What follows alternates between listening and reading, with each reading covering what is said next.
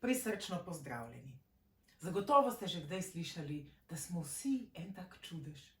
In res je, smo. S svojo unikatnostjo, svojim načinom razmišljanja in svojo hojo po nam začrtanih poteh, ki pa jih življenje seveda predvidoma ali pa nepredvidoma usmerja v svoje.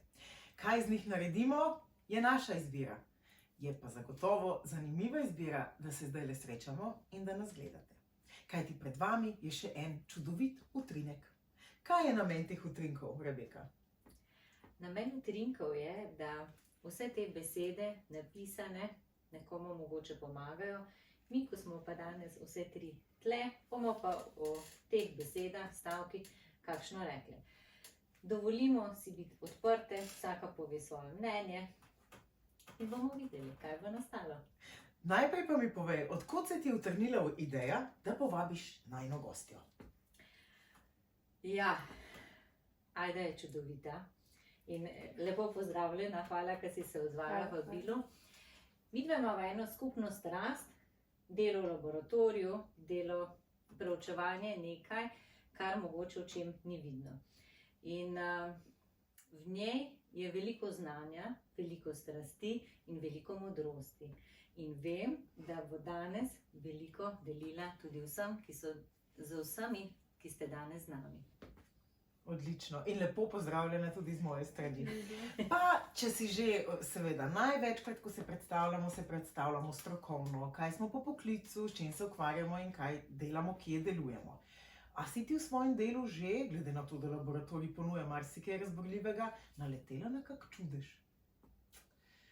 Ja, jaz mislim, da na sam čudež še nisem naletela v laboratoriju, bi pa lahko mogoče kot čudež opredelila to, da delam v laboratoriju iz vidika tega, da sem si to želela že kot majhna. Lahko bi to pripisali predvsem temu, da sem celo življenje delala za to, ampak vseeno, da pa prideš mogoče do neke take pozicije, pa tisto malo čudežnega praha vedno pomaga, da se ti potem tudi sanje uresničijo. Ker vedno pravijo, pazi, kaj si želiš, ker se utegne to tudi res uresničiti. Ja. In a se je zdaj uresničila ta želja? Je v bistvu dobila svoj pravi pečat, svojo pravo veljavo? Zaenkrat lahko rečem, da vsekakor upam, da pri tem ostane. Yes, odlično, to je ful dobro slišati, res iskreno in sem seveda vesela zate. Ni pa to edini čudež, ki se ti je zgodil. Ne, jaz mislim, da lahko na čudež gledamo iz več različnih vidikov. Mislim, da si ga ljudje po svoje interpretiramo, vsak po svoje. In jaz na primer na čudež gledam predvsem iz ene strani kot nekaj, kar ne znamo pojasniti, pa mogoče iz druge strani nekaj, kar nismo pričakovali. In če bi gledala sebe par let nazaj, bi vsekakor moje trenutno življenje opredelila kot velik čudež in predvsem nekaj, kar mi je všeč. In eden izmed teh večjih čudežev je vsekakor rojstvo mojega sina. In se mi zdi, da je to tak čudež, ki te hkrati zelo izpopolnjuje. Zagotovo. In ki te pošlje na eno tako čudežno pot, ki sam ne pričakuješ in ne veš. Ja, točno to. Pot, ki jo vsekakor ne moreš predvideti. Ali pa planirati, kaj bo, ker je vsak naslednji korak neznanka, ki nam jo čudežno ponudijo. Vsak dan. Vsak dan. Drži. Rebeka to sama dobro ve, je mati 3 otrok, sicer v primerjavi z najinama veliko večjih, pa vendar tudi čudeži se dogajajo vsak dan, je tako? Ja. Eden pa se bo zgodil pred nami. In to je ta, da razkrijemo in razgrnemo utrinek 16, ki se imenuje prav pomenljivo čudež. Rebeka, izvoli. Hvala. Čudež. Kaj je zate čudež? Ali čudeži sploh obstajajo? Odpri srce. Vzemi si čas za svojo sprostitev. Prisluhni svojim občutkom. Dovoli si čutiti. Sprejmi mir in naj te preplavi po celem telesu. Okusi čudež svojega počutja. Dovoli si čutiti notranji mir. Okusi notranjo srečo in si upaj živeti svoje sanje. Wow. Živeti svoje sanje se sliši tako zelo magično in lepo, pa vendar se mi zdi, da se premalokrat zavemo, da v bistvu ja, v določenem trenutku res smo tukaj, živimo svoje sanje. Odlično si rekla, ja, meni se je želja uresničila in res delam v laboratoriju, wow.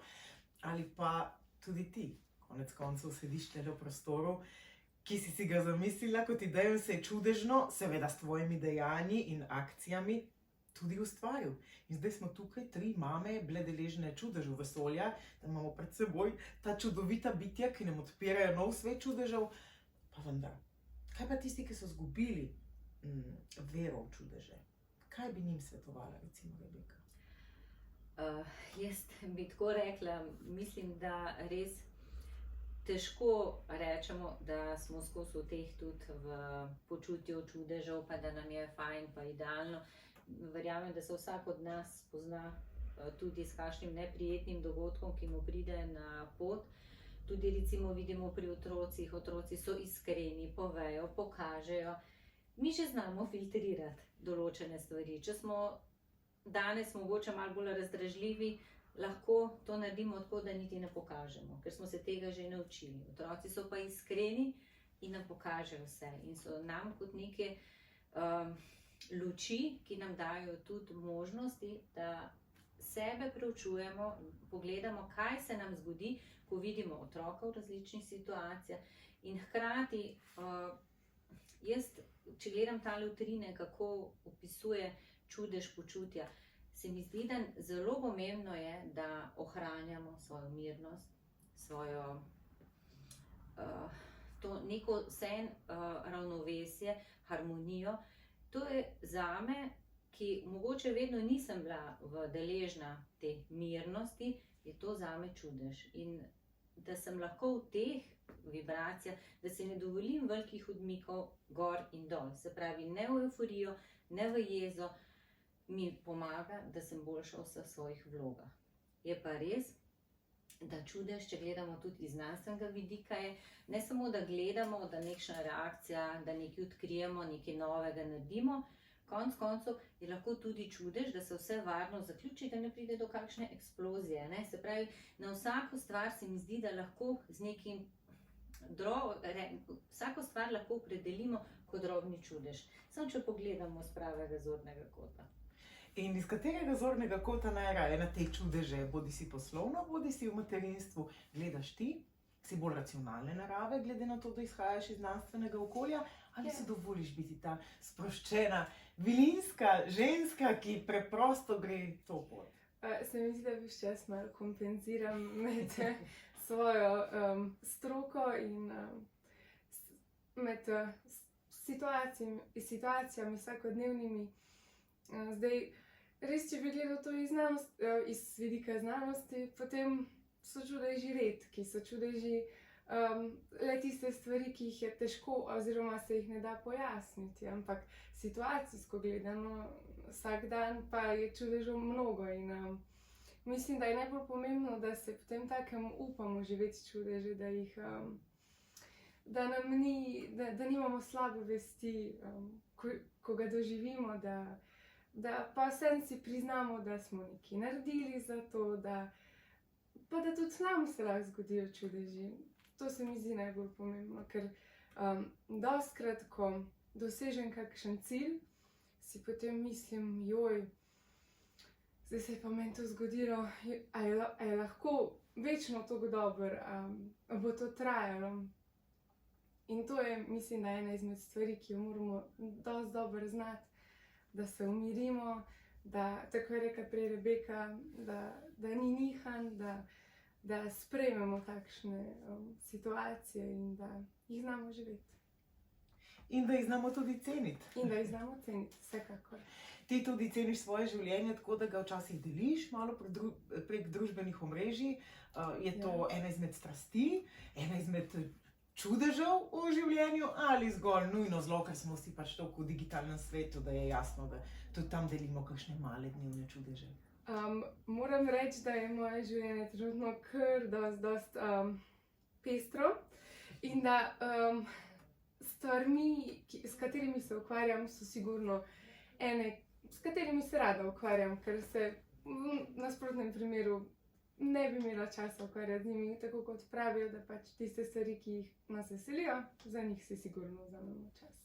In to me na nek način veseli, da lahko še z drugimi mogoče malo delim svojih izkušenj, izmenjamo kakšna mnenja. V bistvu je to point moje platforme. Odlično. Nas pa neizmerno veseli, da ste si vi vzeli te trenutke časa za naš in za naš utrinek. Naj bo čudežna pot, kamorkoli se pač odpravite. Upam, da pa se na njej zopet kdaj najdemo. Vse lepo in dobro želimo. Srečno. Ja. Ja.